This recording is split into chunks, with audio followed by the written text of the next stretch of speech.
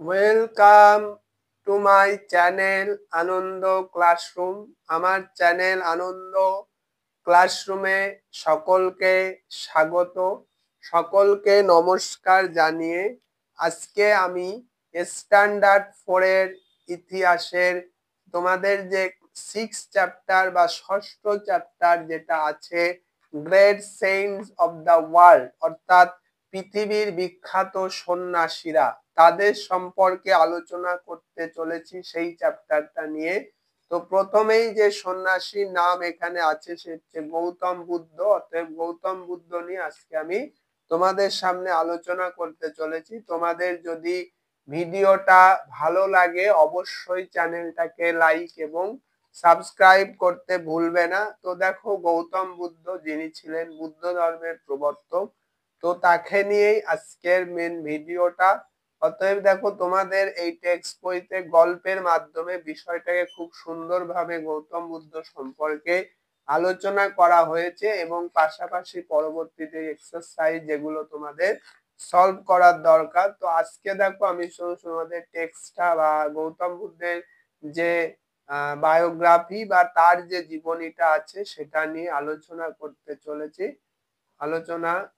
শুরু করতে চলেছি। তো চলো শুরু করা যাক। আর একটা কথা, তোমরা সকলেই জানো যে এই নভেম্বরের শেষ থেকেই তোমাদের এক্সাম শুরু হবে। অতএব এখন থেকে ভালোভাবে প্রিপারেশন নাও, যাতে নেক্সট টাইম তোমাদের সময় মতো সিলেবাস কমপ্লিট হয় এবং রিভিশন দিতে পারো। তো চলো শুরু করা যাক। তো দেখো, একটু আগেই তোমাদের আমি বলেছি যে আজকে আমরা জানবো great saints of the world, অর্থাৎ পৃথিবীর বিখ্যাত সাধুদের সম্পর্কে।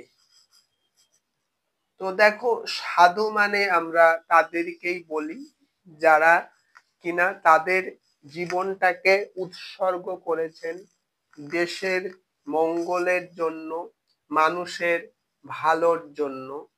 তো আজকে আমরা এই টেক্সটে বা ইতিহাসের এই অধ্যায়ে, এই চ্যাপ্টারে আমরা সেই রকম কিছু সেইন্টদের সম্পর্কে জানবো, পৃথিবীর বিখ্যাত কিছু সাধুদের সম্পর্কে জানবো, যাদের সম্পর্কে তোমাদের জানাটা খুব দরকারি, যে কেমন ভাবে তারা তাদের জীবনটাকে লিড করেছেন, কেমন ভাবে তারা তাদের এই জীবনটাকে ডেডিকেশন করেছেন মানুষের মঙ্গলের জন্য। তো প্রথমেই দেখো, যার সম্পর্কে আমরা জানবো তিনি হলেন কে? গৌতম বুদ্ধ। তো দেখো, গৌতম বুদ্ধ কে ছিলেন? বৌদ্ধ ধর্মের প্রবর্তক ছিলেন।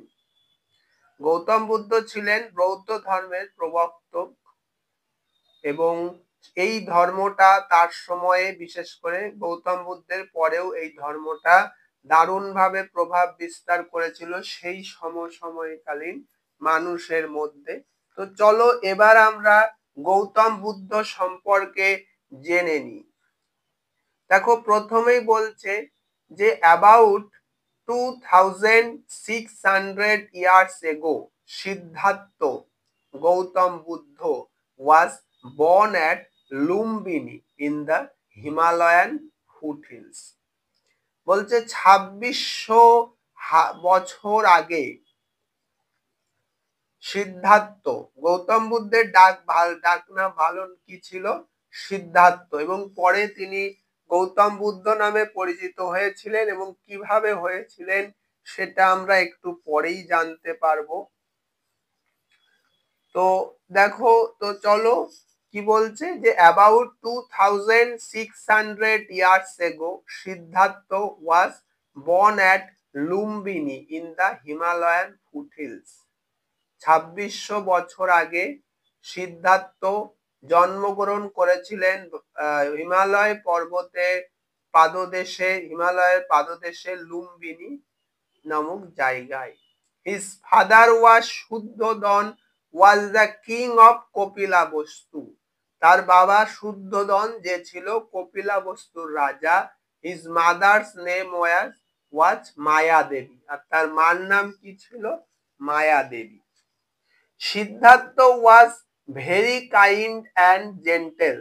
সিদ্ধার্থ কি কেমন ছিল? খুবই দয়ালু এবং ভদ্র, নম্র, ভদ্র, শান্ত। He could not bear the sufferings of even animals. সে প্রাণীদেরও কষ্ট সহ্য করতে পারত না। ওয়ান ডে হিজ কাজিন দেবদত্ত শট ডাউন এ সোয়ান। একদিন তার কাজিন মানে তার খুড়তুতো ভাই দেবদত্ত একটা রাজহাঁসকে নিক্ষেপ করেছিল। Siddharth strongly protest. সিদ্ধার্থ খুব শক্তভাবে প্রতিবাদ করেছিল। Siddhartha married Yashodhara and a son was born. Siddhartha যশোধরাকে বিবাহ করেছিল এবং তাদের একটা পুত্র জন্মেছিল। হি ওয়াজ নেমড রাহুল। তার নাম রাখা হয়েছিল Rahul. But all this worldly pleasure fail to attract him. কিন্তু এই সমস্ত যে পার্থিব আনন্দ, প্লেজার, ব্যর্থ হয়েছিল তাকে আকর্ষণ করতে।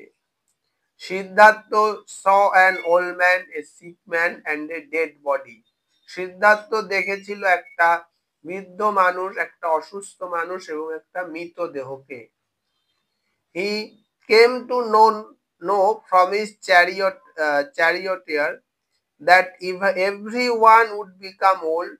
সে জানতে পেরেছিল তার যে চ্যারিয়টিয়ার বা তার যে রথ চালকের কাছ থেকে যে প্রত্যেকেই ওয়ান উড বিকাম ওল্ড, প্রত্যেকেই বৃদ্ধ হবে।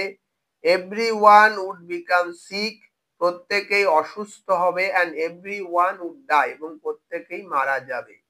So he also saw a monk and heard about his peaceful life. সে একটা সন্ন্যাসীকেও দেখেছিল এবং heard about his peaceful life, এবং শুনেছিল তার শান্তিপূর্ণ জীবনের সম্পর্কে। So he decided to become a monk. তাই সে সিদ্ধান্ত নিয়েছিল একটা সন্ন্যাসী হওয়ার। So one night Siddharth left his family. এক রাতে সিদ্ধার্থ তার পরিবার পরিত্যাগ করেছিল। আফটার ইয়ার্স অফ মেডিটেশন, বছরের পর বছর ধ্যান করে, he attained enlightenment at Gaya under a banyan tree. সে গয়ার বৌদ্ধ লাভ, সে গয়া এনলাইটমেন্ট বেনিয়ান ট্রির একটা অশ্বত্থ গাছের নিচে বোধি লাভ করেছিল।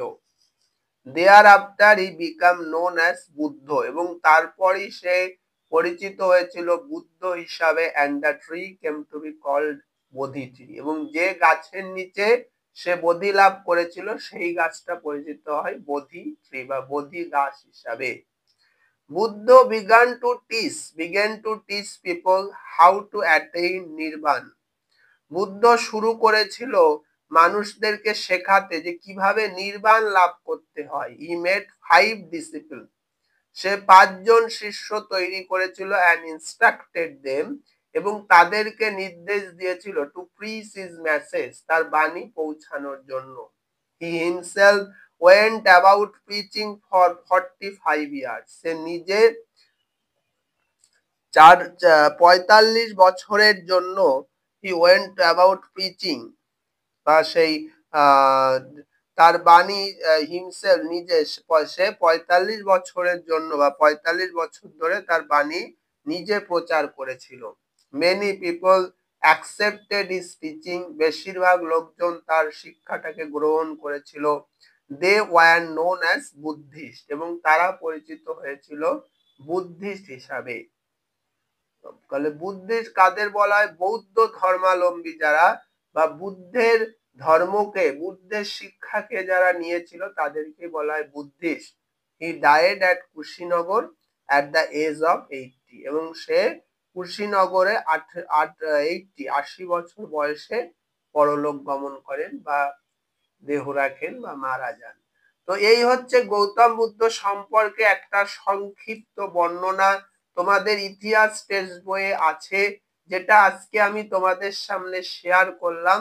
এবং নেক্সট দিন আমি এর যে এক্সারসাইজ গুলো আছে এক্সারসাইজের কোশ্চেন গুলো নিয়ে আমি একে একে আলোচনা করব। তো আজকের আলোচনা এই পর্যন্ত। আর তোমাদের যদি ভিডিওটা ভালো লাগে অবশ্যই চ্যানেলটাকে লাইক এবং সাবস্ক্রাইব করতে ভুলো না। So that's all for today.